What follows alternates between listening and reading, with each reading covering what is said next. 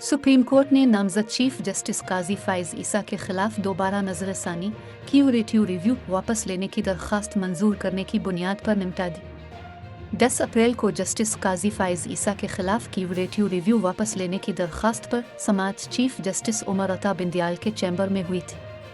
Attorney general Mansoor Awan chief justice Umar Ata Bandial के chamber में पेश हुए थे और उन्होंने दरख्वास्त वापस लेने से मुताल्लिक वफाकी हुकूमत के मौक़िफ़ से आगाह किया था। इस समाअत के दौरान दरख्वास्त पर फैसला महफूज किया गया था।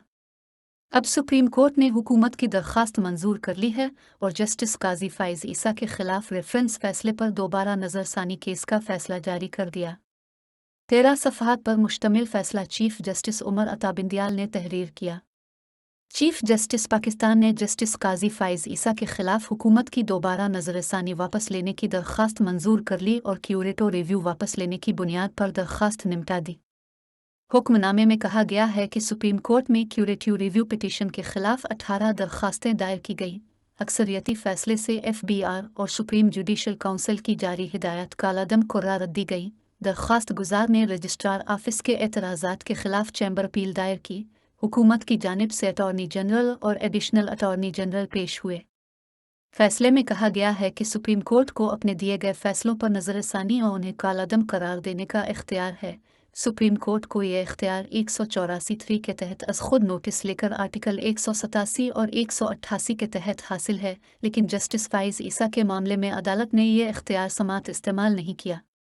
फैसले में करार दिया गया है कि सुप्रीम कोर्ट चाहे तो वो माजी के किसी भी फैसले को कालादम करार दे सकती है।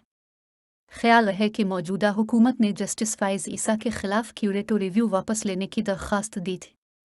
सुप्रीम कोर्ट के 10 रुकनी बेंच ने जस्टिस फाइज ईसा के खिलाफ रेफरेंस खारिज कर दिया था।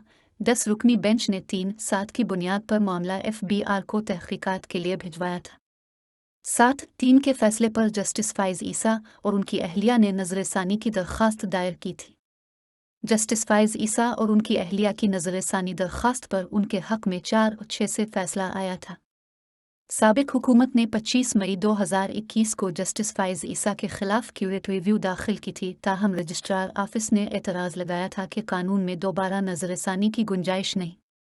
मौजूदा वफाकी काबीना ने 27 जुलाई 2022 को क्यूरेटिव रिव्यू वापस लेने की मंजूरी दी थी, जिसके बाद सदर ममलकत ने वज़ीर आज़म की एडवाइस पर क्यूरेटिव रिव्यू वापस लेने की मंजूरी दी।